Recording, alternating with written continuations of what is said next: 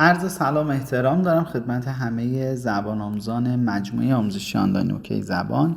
امروز با درس 5 کتاب American English File Starter در خدمت شما هستیم که عنوانش هست A Big Breakfast. خب بچه دقت کنید، بیگ به تنهایی وقتی ما ترجمه میکنیم میگه یعنی بزرگ، ولی اینجا معنی صبحانه بزرگ نیست، یعنی صبحانه زیاد. اوکی؟ A big breakfast یعنی یک صبحانه زیاد. داره سوال میپرسه. پارت اول میگه که vocabulary لغات، food غذا and drink و نوشیدنی. reorder یعنی یک بار دیگه ترتیب بندی کنید the letters حروف رو to make درست کنید food غذا and drink words لغات نوشیدنی. match them اونا رو وصل کنید A تا E. ببینید اینجا شما یه سری از تصاویر رو دارید و میخواید اینا رو وصل کنید، اینا رو یعنی مرتب کنید مثل T. من قلم رو یکم کوچیک کنم که راحت تر بتونم بنویسم. مثل چیز، مثل orange juice و ساندویچ و eggs. خب اینا رو میخواید شماره گذاری کنید با عبارتهای بالا که من چون جوابا رو بهتون گفتم دیگه لیسنینگ براتون پلی نمیکنم که تایم ویدیو طولانی بشه. reading and speaking look at نگاه کن به فوتوز عکس ها and read the article مقاله رو بخون comments and comments و کامنت بذار. این آرتیکل یعنی مقاله. who think breakfast is important یعنی مهم or not important مهم نیست. okay complete the comment with foods and drink words جای خالی رو با لغات مربوط به نوشیدنی و غذا پر کن. then listen and check. خب این بخش رو بچه ها در رابطه با حالا تصاویر میگه که a good breakfast صبحانه خوب. is it important مهمه. من اینو یه کوچولو قلم و هایلایتر یعنی کوچیک میکنم نوکشو که بشه خوب هایلایت کرد. is breakfast a very important meal آیا صبحونه یک وعده غذایی مهمه. meal وعده غذایی، important مهم. or not important at all یا به هیچ وجه مهم نیست.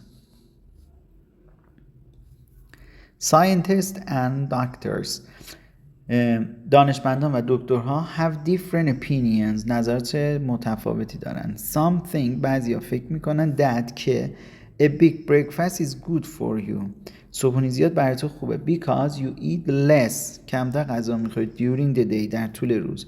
other say that بقیه میگن که if you aren't hungry اگه گرسنه نیستید hungry یعنی گرسنه don't have breakfast صبحونه نخور. it's only اون فقط extra calories کالری اضافه است.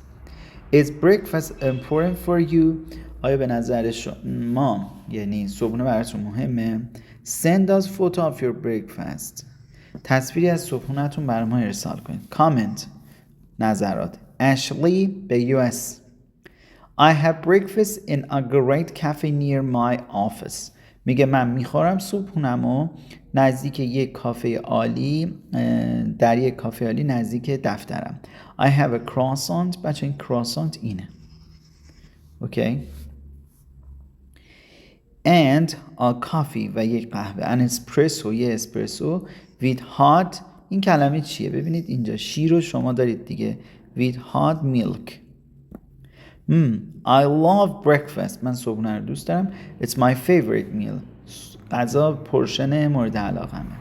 Paulo Brazil I have breakfast at home تو خونه میخورم صبحونه رو but I don't have a big breakfast صبحانه زیاد نمیخورم. I have چی؟ میوه. بچه ها ببینید اینجا تصاویری که اینجا میبینید fruit and yogurt یعنی ماست لغت های جدید fruit yogurt میوه با ماست میخورم and sometimes و بعضی وقتا توست نون توست.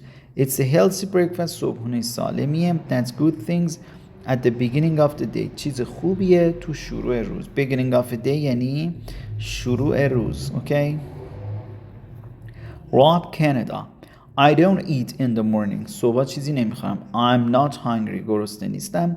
I just have a coffee. قهوه. At work تو محل کارم. But I have lunch early. اما نهار زود میخورم. At about 11:30. 11:30. Sakura, Japan. I really like breakfast. It's an important meal for Japanese people. من واقعا صبحونه رو دوست دارم. وعده مهمیه برای افراد ژاپنی. و I have breakfast. من صبحونه رو میخورم at home. در خونه with my family. با خانوادم. We have traditional breakfast. Traditional یعنی سنتی. It isn't very different from lunch and dinner. فرق آنچنانی هم با نهار و شام نداره. We have rice, برنج and fish و ماهی.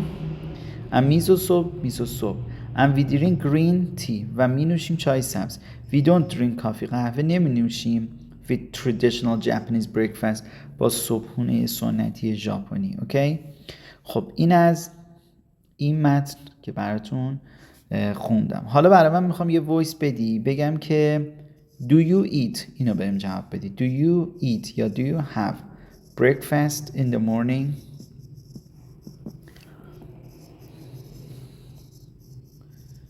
آیا صبحونه میخوری؟ و do you like morning. صبح رو دوست داری؟ why. چرا؟ اینو برای من وایس بگیری و ارسال کنی. خب گرامرش در مورد حال ساده است. simple present هستش. یه گرامر خیلی مهم و کاربردی. بریم گرامر رو با هم بررسی کنیم ببینیم که به چه نحوی هستش ساختار گرامرش بچه زمان حال ساده است. زمان حال ساده که استفاده میشه present simple. وقتی که من دارم در مورد عادت ها حرف میزنم یا general facts حقایق کلی. general facts اوکی. عادت ها یا حقایق کلی. فرمولش به طور کل. پس من وقتی میخوام در مورد عادت هام حرف بزنم و حقایق کلی از حال ساده استفاده میکنم. subject فاعل verb. قبل از اینکه برم verb اینو بهتون بگم که adverb of frequency هم اینجا میاد که چی هستش؟ subject فاعل adverb of frequency قید تکرار verb فعل object مفعول adverb of place قید مکان و نهایتاً عرضم به حضورتون adverb of time قید زمان. اگه بخوایم اینا رو یه جمع و تفریق کلی انجام بدیم فرمول به این سبک و سیاق میشه فاعل فعل مفعول قید مکان قید زمان. حالا من میتونم اینو براتون یه زمان منظم ترش کنم و بزرگتر. خب بچه ببینید فاعل انجام دهنده کاره با یه هایلایتر دیگه.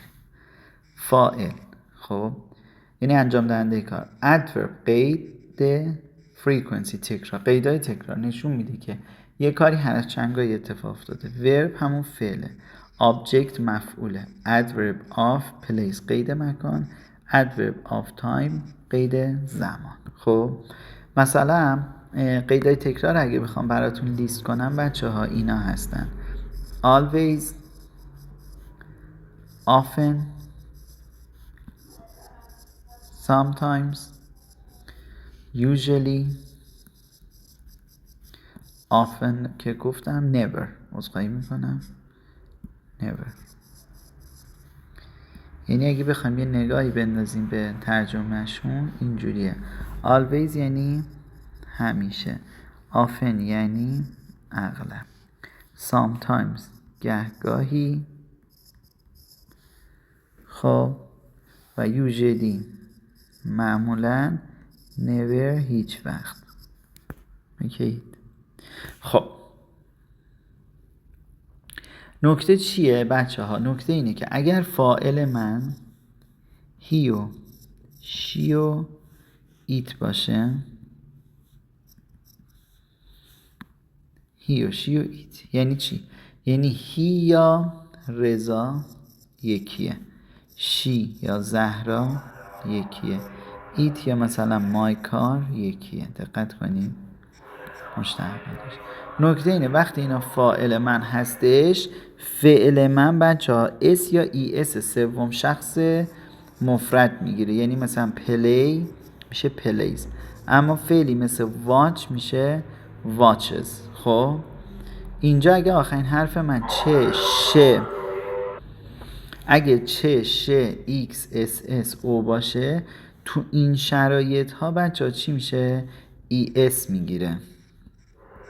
اوکی، تو این شرایط اینجا اس میگیره، اینجا تو به طور کلی اس میگیره که بهش میگن third singular اس، اس سوم شخص مفرد. قید مکان و مفعول که کار روش انجام میشه، قید مکان انجام کاریه. معمولا در رابطه با قید زمان ها، قید زمان این میشه every داره توش، every day, every year, every month. مثلا الان من میخوام بگم که من هر روز در مدرسه فوتبال بازی میکنم. I play soccer at school every day. بچه اگه من بخوام اینجا یه دونه always رو لحاظ کنم چی کار میکنم؟ کافیه این I play رو بیارم اینجا یه دونه always رو اینجا لحاظ کنم، بگم I always play soccer دیگه. چون every day هست ما always رو نیاوردم، اگه قرار always رو بیارم every day نمیارم. نکته چیه که اونم این هستش که اگه فاعل من مثلا به جای I بود کارن always، خب یه نکته ای رو خیلی عذرخواهی میکنم من جابجا گفتم بچه ببینید، این always رو من ور میدارم از اینجا، باید این ارزم به حضورتون پلی بیاد اینجا، یعنی در اصل. اوکی من اینو جابجا گفتم، خیلی عذرخواهی میکنم. این always باید بیاد اینجا، یعنی بشه I always play soccer، یعنی فاعل قید تکرار فعل که من جابجا گفتم، خیلی عذر میخوام. I always play soccer. دقت کنید. خب حالا اومدم گفتم اگه کارن باشه فاعل من، کارن always، پلی من میشه plays. یا مثلا فکر کن دنیز باشه، دنیز always plays soccer. ببین پلیزه اس سوم گرفته، چرا؟ چون اینجا یه هی هست اینجا یک شی، پس بنابراین اس سوم شخص مفرد میگیره. خب و برای این بخش از گرامر ما به همینجا اکتفا میکنیم. نکات زیاد داره ولی خب من چیزی که میخوام بگم، میخوام سوالی و منفیاشم خدمتتون بگم. اگر من بخوام سوالی کنم، دقت کنید، اگر فاعل من آی و یو و وی و دی باشه، خب فعل من ساده است، ولی اگه هی و شی و ایت باشه فعل من داز میاد قبلش، یعنی اینجا من دو میارم اینجا داز میارم. خب و این سوالی میشه. یعنی الان بخوام اگه اینا رو سوالی کنم، مثالی که اینجا زدم، اوکی، بخوام سوالی کنم اینو، اینجا یه داز میارم، داز کارن always play، اسشو میگیرم چون داز خودش اس داره دیگه، داز دنیز always plays اسشو میگیرم، میشه سوالی. اوکی پس این از این. حالا اگر اینا مثلا سوالیم باشه کارن و دنیز با هم، خب میشه دی دیگه، یعنی من میگم کارن and دنیز. اینجا بچه دیگه من نمیام بگم پلیز، دقت کن میگم پلی، چرا؟ چون این دو نفر دی محسوب میشه اینجا. من برای سوالی کردنش کافیه اینجا یه دو بیارم، دو کارن and دنیز پلی یا دو دی پلی، حواست باشه. برای منفی کردنش هم کافیه فاعل من که اینجا هی و شی و ایت هست doesn't بیارم به اضافه شکل ساده فعل مثل همون پلی. ولی اگر آی و یو و وی و دی هست کافی اینجا don't بیارم به اضافه شکل ساده فعل یعنی پلی. پس ببینید ماهیتش این شد he و she و it doesn't آی و یو و وی و دی don't میاد. اوکی و فعل ما به طور کلی اینجا ساده میاد. این از ماهیت اصلی این کلمه که با تمرین تکرار بیشتر دستتون میاد قلقش که چی کار کنیم.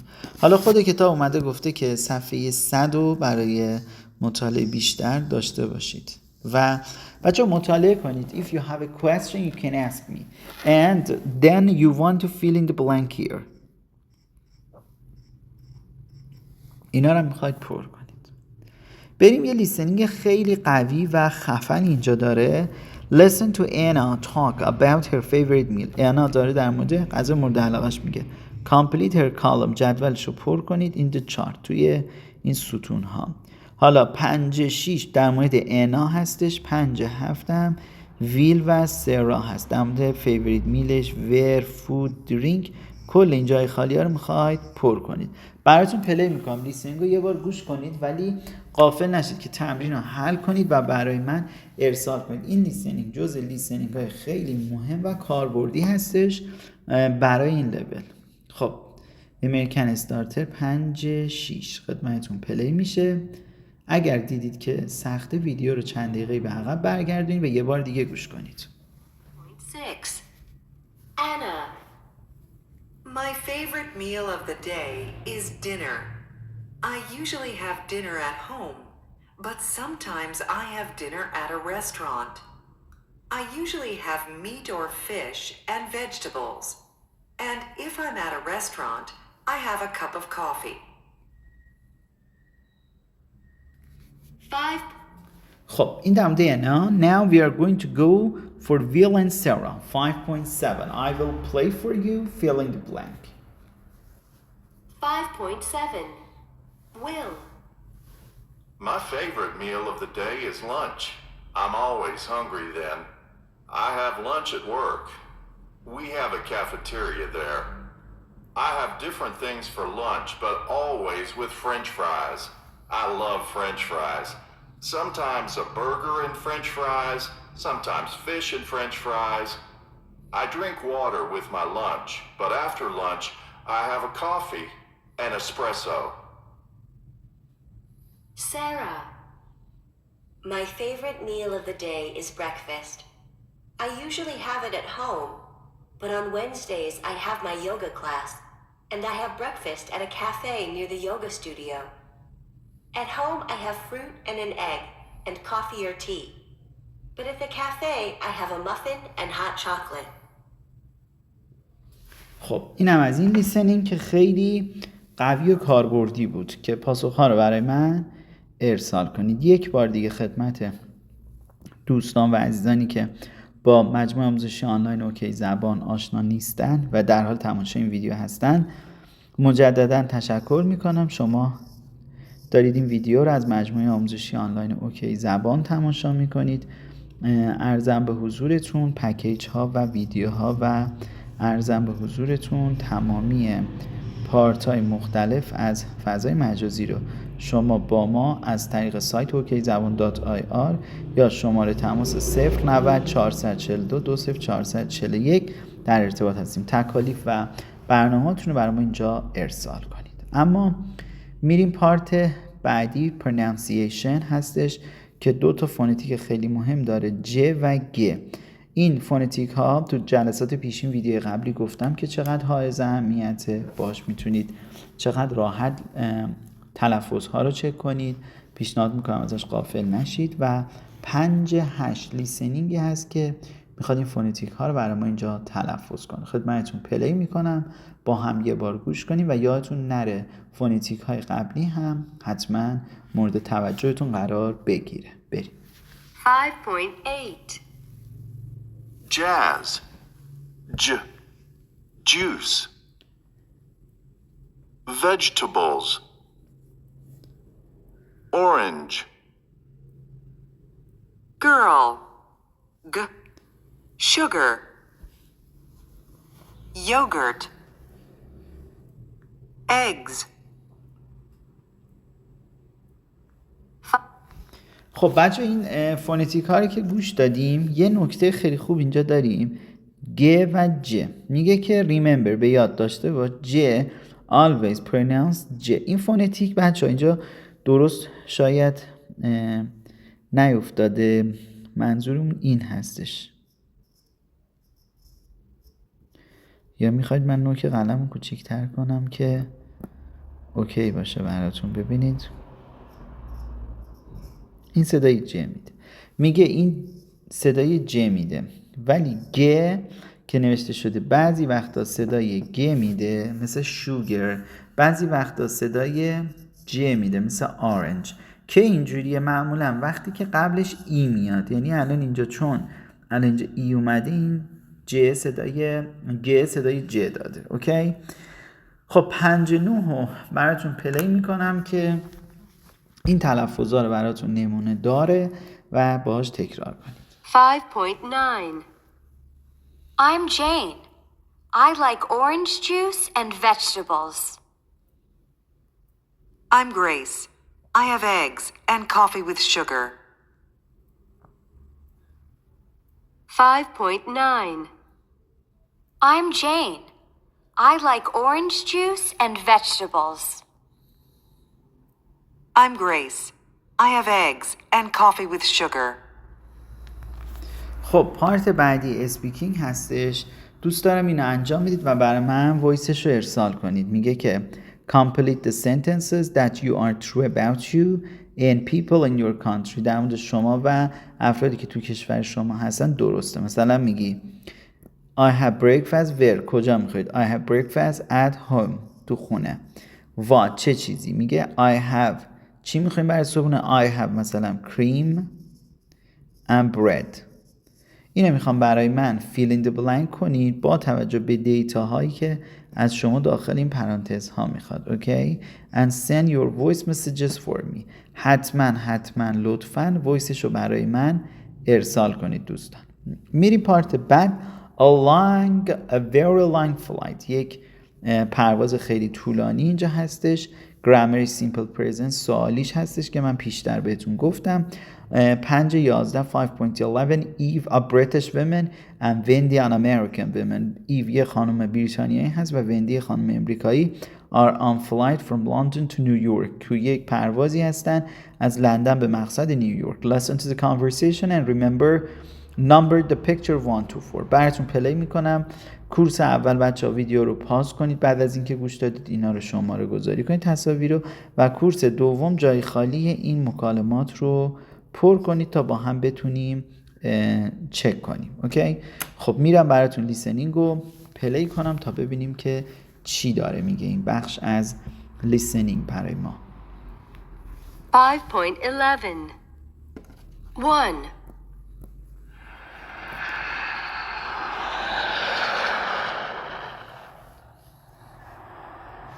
Do you like the book? Yes, I do.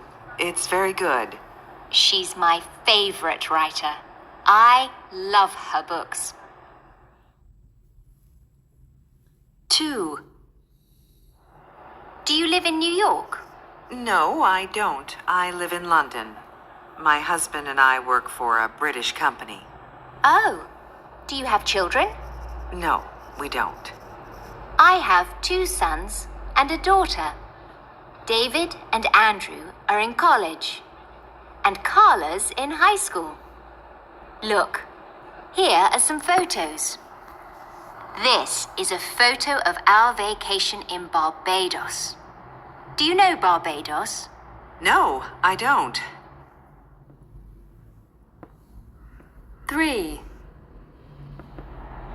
Do you want meat, fish, or pasta? Oh, fish, please. Pasta for me, please.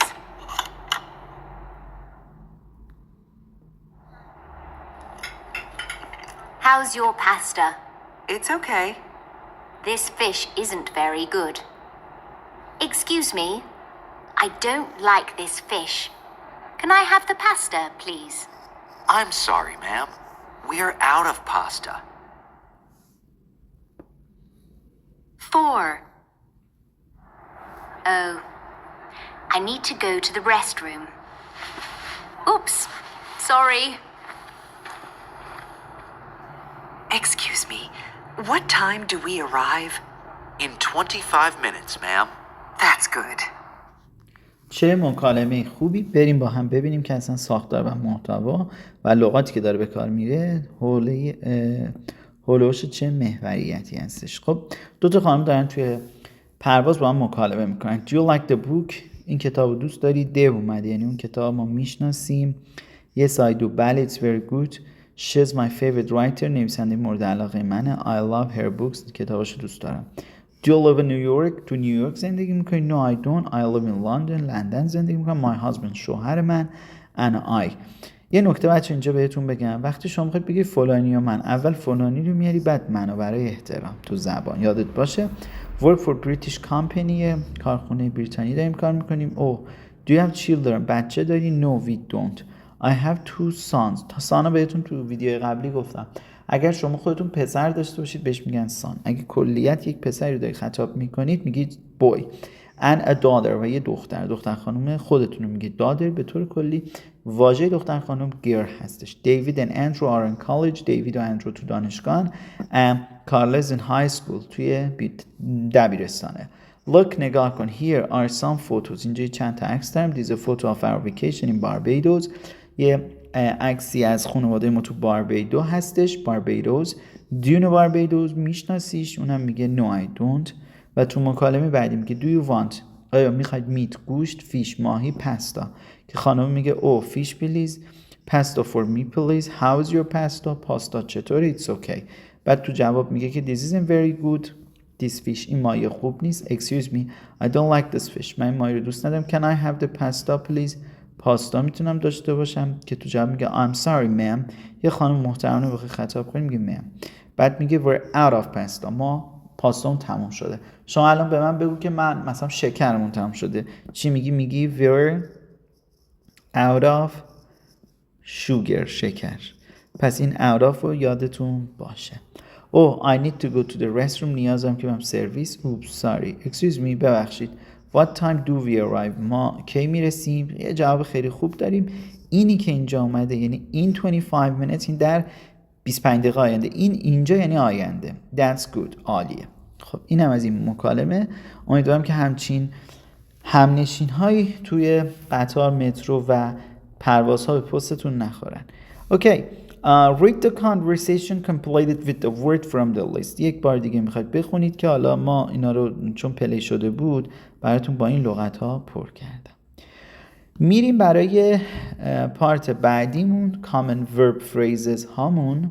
common رایج verb phrase عبارت فعلیه. اینا رو میخوایم پر کنیم. I love her books. Okay. To I live in London and I work for British company. C. I want the fish please. And I have 2 sons and a daughter.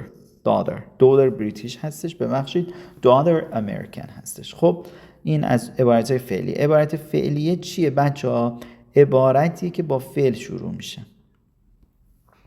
و یه لیستینگ خیلی قوی دیگه اینجا ما داریم 5-15 براتون پلی میکنم دیگه. این سری تو جواب ها کمک نخواهم کرد بهتون و انتظار دارم که شما برای من پاسخ ها رو ارسال کنید. از 5-15 بریم لیستینگ رو با هم گوش کنیم و عرضم به حضورتون پاسخ ها رو برای من ارسال کنید. این لیستینگ ها جزء لیستینگ های خیلی قوی هستش. پیشنهاد میکنم چندین بار گوش کنید و هر موقع هم که دارید گوش میکنید بعد از پاسخ دادن سعی کنید بعد از اینکه لیسنینگ رو گوش میکنید بعدش هی تکرار کنید. خب بریم گوش کنیم. 5.15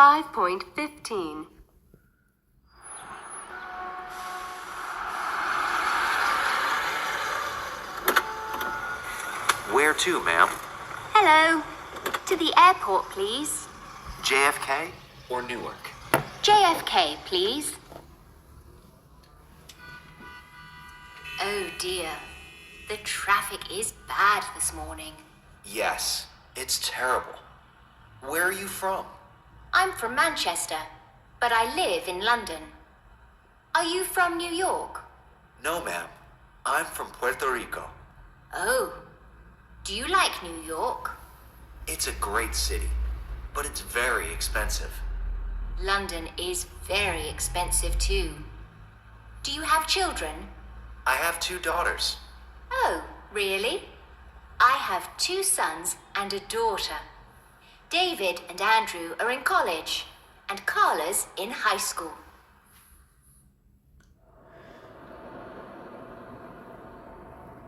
Okay, here we are. How much is that?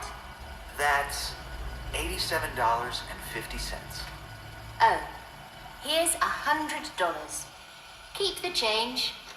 Thanks. Have a good flight. I need to hurry. I'm late.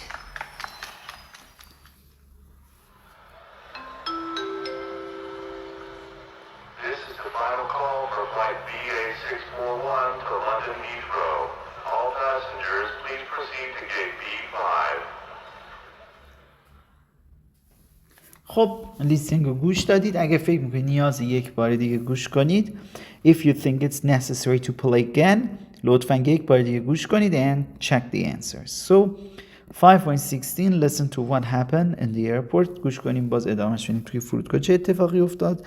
Why does چرا Eve say what a nice surprise چرا گفتش یه سورپرایز خوبیه. بریم ببینیم که علت این چی بوده.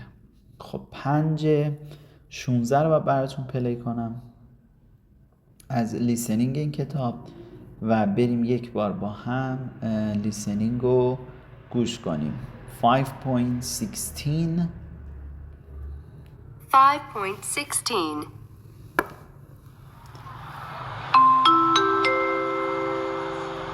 This is the final call for flight BA641 to London Heathrow. All passengers, please proceed to gate B5. Can I see your passport and boarding pass, please? Here you are. Good afternoon, ma'am. Your boarding pass, please? Seat 3D. This way, please. Oh, what a nice surprise. We meet again. Oh, hello.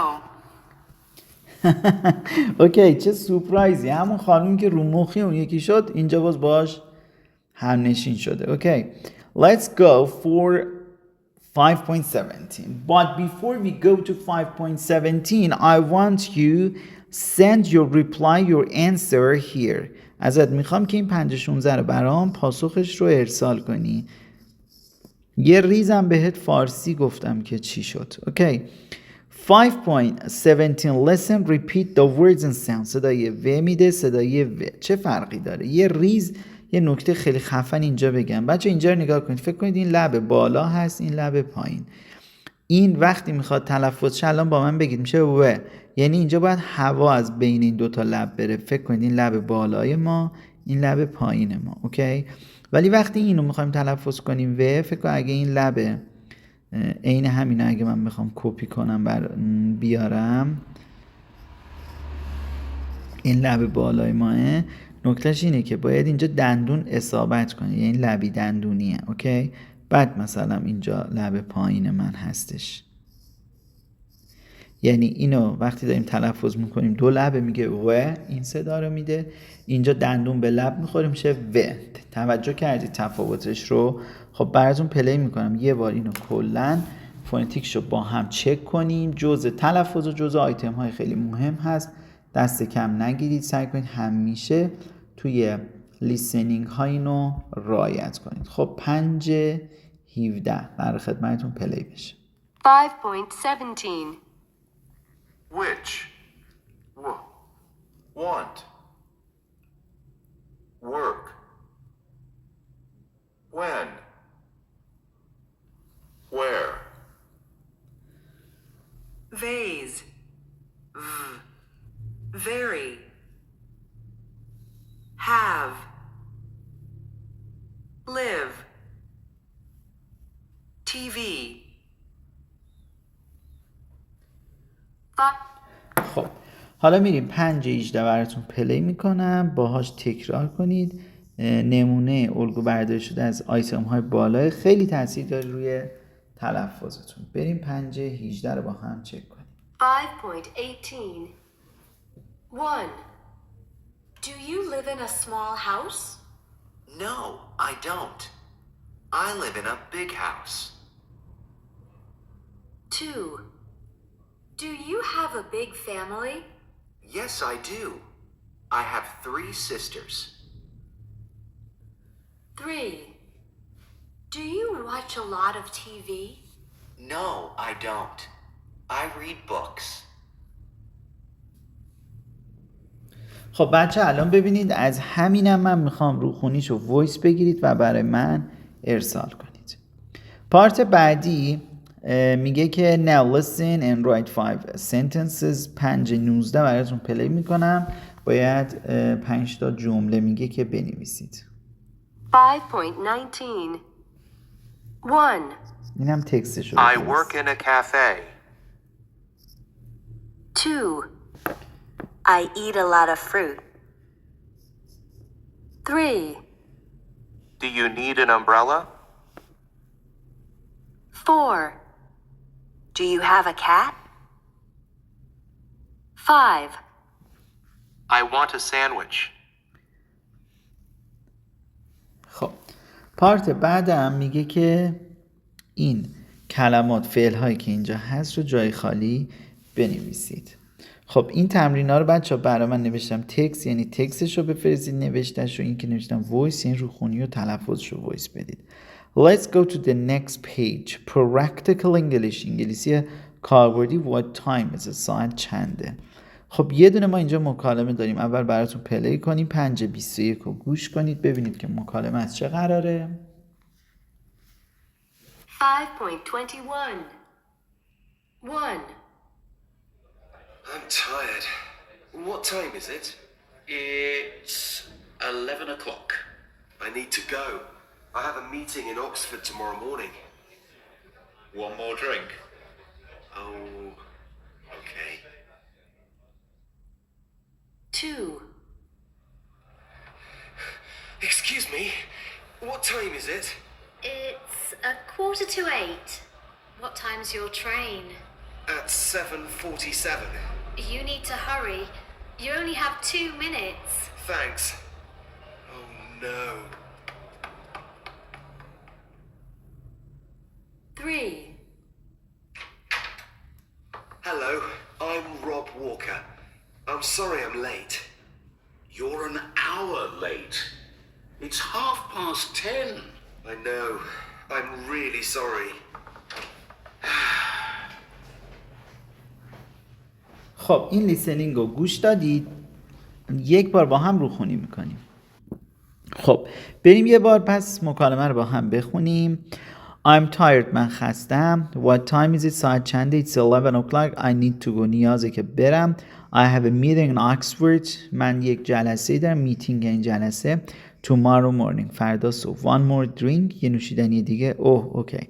Excuse me. ببخشید. What time is it? ساعت چنده؟ It's 7:45. یه رو مونده به 8. What time's your train? قطارتون ساعت چنده؟ At 7:47. یعنی 7:47. You need to hurry. نیاز داری عجله کنی. You only have 2 minutes. 2 دقیقه وقت داری. Thanks. Hello, I'm Rob Walker. من Rob Walkerم. I'm sorry I'm late. ببخشید دیر کردم. You're an hour late. شما 1 ساعت دیر کردی. It's 10:30. یعنی 10:10. بچه 7 یعنی نیم ساعت. عرضم به حضورتون پس گذشته 10 یعنی 10:30. I know I'm really sorry. میدونم واقعا متاسفم. خب اینم از این مکالمه.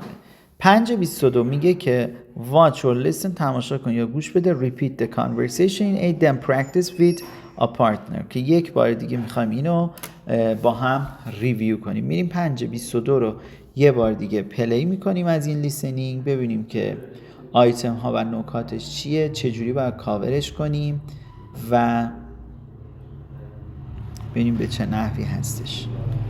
5.22. 1. I'm tired. What time is it? It's 11 o'clock. I need to go. I have a meeting in Oxford tomorrow morning.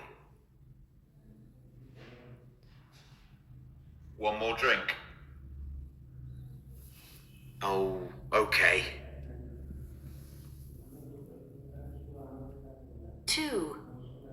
Excuse me? What time is it? It's 7:45. What time's your train? At 7:47. You need to hurry. You only have 2 minutes.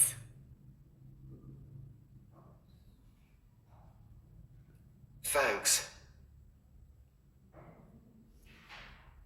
3. Hello, I'm Rob Walker. I'm sorry I'm late.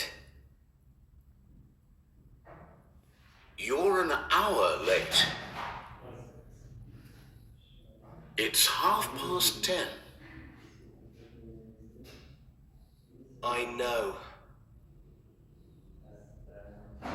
I'm really sorry. خب اینم از این بخش. اما در رابطه با پارت بعد در مورد ساعت هاست بچه ها، خیلی خیلی مهمه که زمان ها رو بتونیم بگیم. Listen and repeat the times. دقیقا ساعت 3 تو این تصویر درسته. من میگم که it's 3 o'clock. o'clock اینجا حتما میاد به خاطر اینکه دقیقه. 3 و 5 میگم it's 5 after 3. 5 دقیقه از 3 گذشته. 3 و 10 دقیقه it's 10 after 3. 3 و ربع میگم it's a quarter after 3. quarter یعنی یه ربع.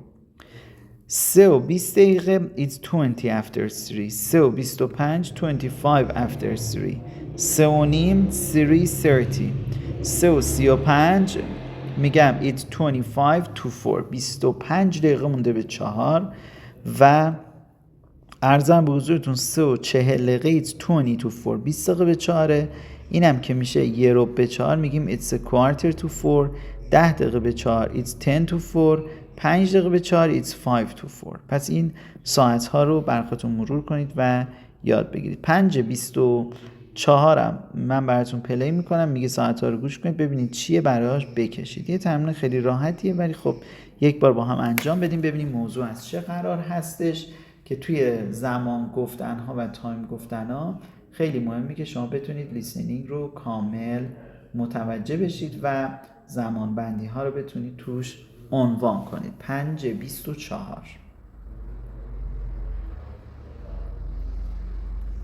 5.24. 1. It's 20 to 9. 2. It's 7:15. 3. It's 2:05. 4.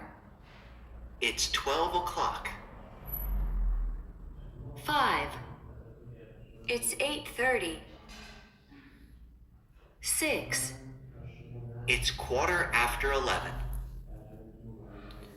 خب خیلی راحت بود به نظر من. حالا باز گوش کنید ببینید که چجوری بازخوردش رو به هم بدید. در مورد the time you can also say the time with numbers. میتونید با اعداد بگید 7 و 15. a quarter after 7 یه ربع از 7 گذشته، یا بگی 7 و 15 7:15. 60 دقیقه 6 minutes، یا میتونم بگم 1 hour 1 ساعت. حالا خیلی ها دیدن آقا بعضی جا میگن 9 و 30، خیلی جا میگن نیم ساعت از 9 گذشته. 9:30 امریکن هست و عرضم به حضورتون نیم ساعت از 9 گذشته بریتیشه این ساختارش. و صفحه آخر کتاب رو بریم با هم کار کنیم در رابطه با یک تلفظ جدید آ هستش. Listen repeat the words and sounds. گوش کنیم 5:25 رو با هم. 5.25. Clock. Ah. What?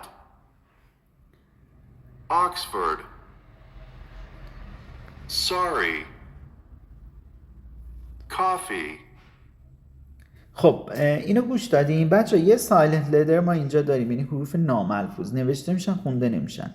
Some English words have silent letters in where you don't pronounce he. اوکی؟ میگه که ما مینویسیم ولی تلفظ نمیکنیم. اینا همه سایلنت لتر. یه بار براتون پلی میکنم گوش کنید. اینایی که روش یه خط قرمز خورده این نوشته میشه ولی خونده نمیشه. 5.26 8 Half. hour No. listen 2. Wednesday What? right خب این از این پارت و میریم ما 5:27 یه لیسنینگ دیگه داریم. اینا راحته بچه ها ولی دوست دارم که بخونیم با هم. 5.27 what time is it? It's 8:30. Is the meeting on Wednesday? I don't know. Listen and write the answer. What's half of 4? That's easy. 2. 5.20 خب ببخشید من دستم خورد، یه لحظه از صفحه رفتیم بیرون. 5:28 هم که خیلی راحته. I'm tired من خستم. I'm cold سردم. I'm hungry گرسنمه. I'm hot گرمم. I'm thirsty تشنمه. میخواید اینا رو وصل کنید به A to E به 1 تا 5. اینجا میخواید ارزم به حضورتون وصل کنید و برای من تمرینتون رو ارسال کنید. یالا عکس صفحه اگر نوشتید عکسش رو. 3 رو پلی میکنم. گفته که watch or listen تماشا کنید و گوش به جنی و امین. check two places they go مکانایی که اونا رفتن و علامت بزنید و برای من بگید کدومه. 5.30 Hi, sorry I'm late. What time's the show? Don't worry. It's at 8 o'clock. What time is it now? It's okay. It's only 20 to 8.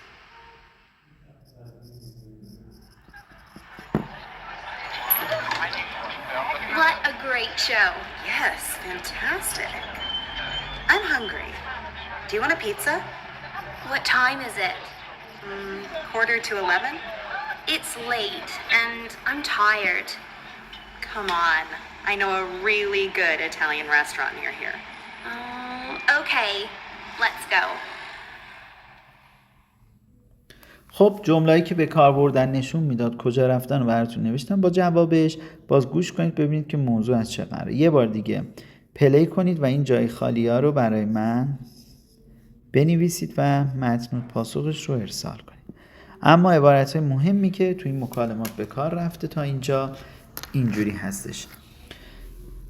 I need to go نیاز دارم برم. You need to hurry نیازه که عجله کنی. You're an hour late 1 ساعت دیر کردی. I'm really sorry واقعا متاسفم. Don't worry نگران نباشید. What a great show چه برنامه عالی. It's late and I'm tired دیره و من خستم. Come on عجله کن.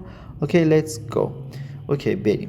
ممنونم که تا به این لحظه با مجموعه آموزشی آنلاین اوکی زبان همراه بودید و این ویدیو را در حال تماشا کردن بودید. تا درودی دیگر بدرود.